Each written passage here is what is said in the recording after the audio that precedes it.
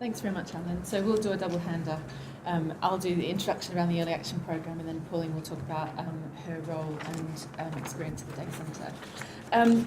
So Refugee Action, we've been around for about 40 years, and about 3 years ago, under our new strategy, we created a new good practice function. So after nearly 40 years of delivering frontline services and campaigning, we recognised that as a large organisation, we could have more collective impact with our partners by being able to identify those areas of good practice, which would be able to have a greater impact on those people travelling through the asylum system, but also being able to help with influencing and changing the system itself.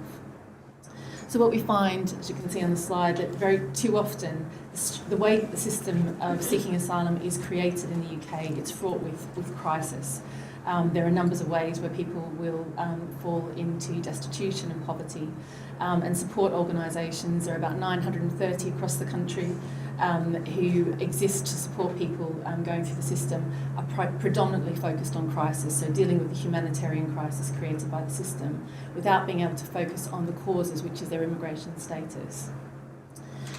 So what we've tried to do over the last 3 years is really try to think about how could we support and work with smaller organisations up and down the country to be able to enable them to take the space and the time to think about how they could potentially redesign, not stop doing the crisis work, it's absolutely essential within the system, but how could they potentially redesign in a small way, maybe a quarter change, to be able to prevent some of that crisis from happening.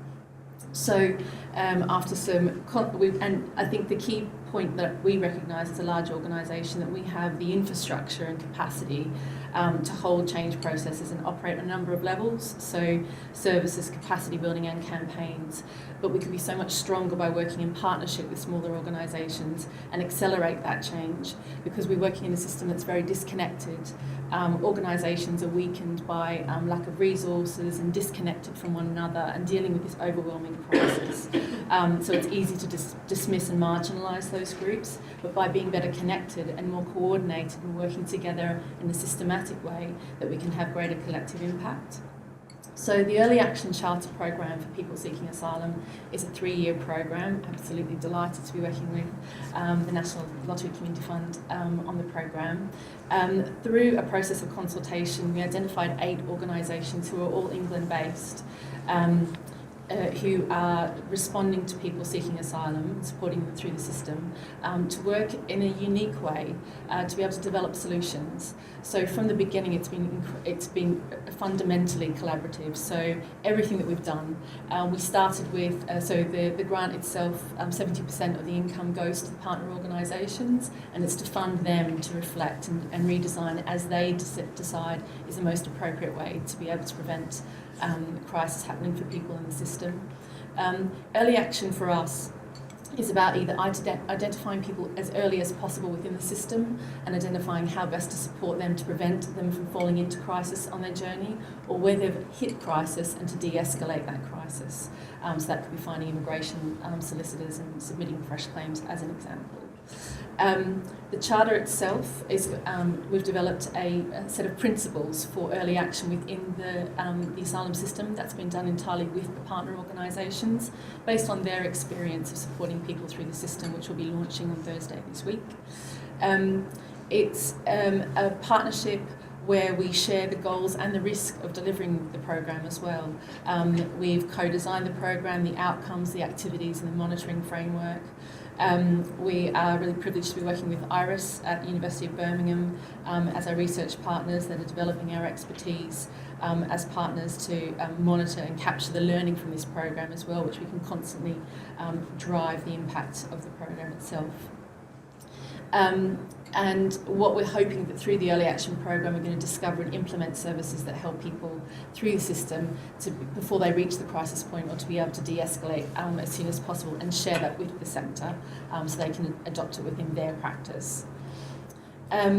So what we'll be doing throughout the 3 years is testing preventative approaches to service delivery. So that could be increasing people's understanding of the system itself. So very often you find that people arrive in the UK with no understanding of how the system operates, not understanding that it's an adversarial process, not understanding who to turn to for that expert support to navigate the system, where the crisis points might be, or how best to avoid or exit the crisis when they find it.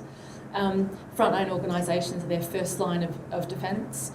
So what we want to be able to do is strengthen that network of support. So at that point, organisations have the best possible practice to be able to prevent that crisis from happening, measuring the impact, and then being able to share with others, particularly in their local area, about what works, and then influencing their local authorities and statutory organisations to improve the way that they're receiving and responding to people who are in crisis.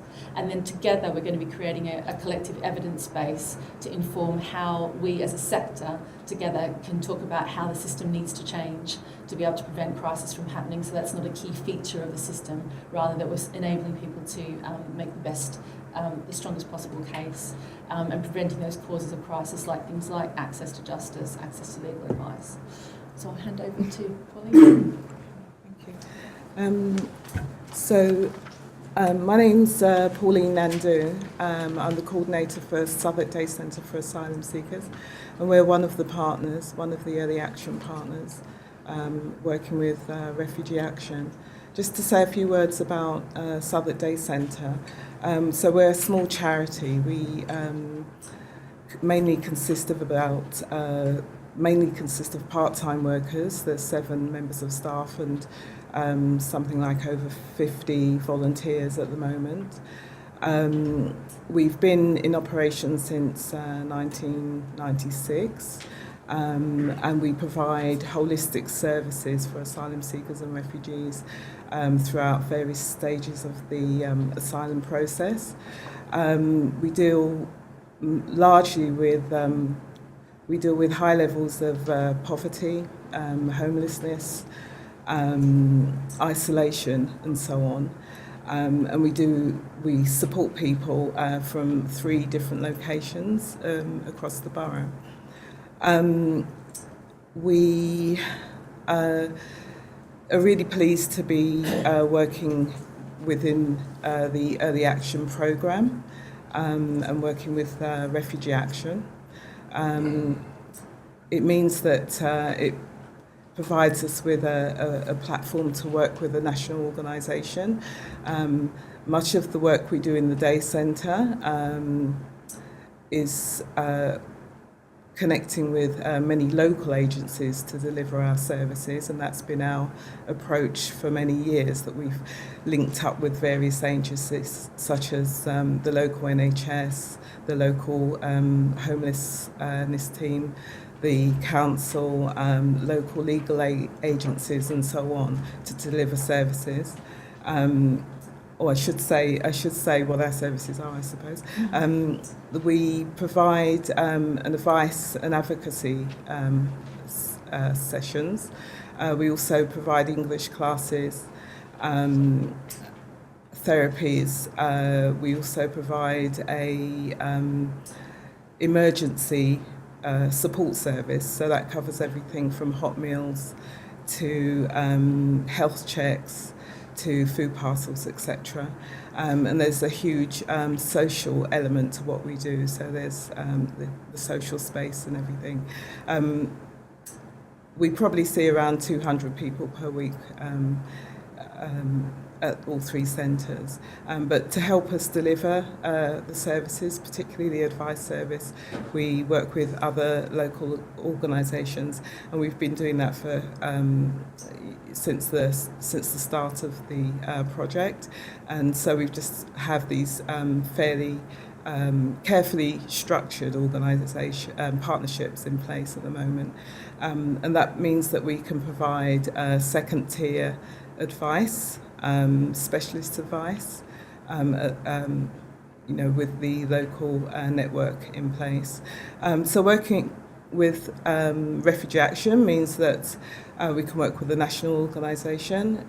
It means that we can collaborate across the country with the other partners which are in place, and we're all dealing with the same issues, looking at crisis together and what that means for our organisations. And it's been very useful to be able to consult with Refugee Action and all the other agencies around various issues to do with de-escalation of and anything to do with preventative work in terms of the clients, supporting the clients so that their situation doesn't escalate, really. So some of the issues that we're dealing with our clientele, as I said, poverty and distress. We've decided to focus within the Early Action Programme on homelessness. We were finding that our team was struggling really to support clients that would walk through our doors who are homeless, particularly families with young children.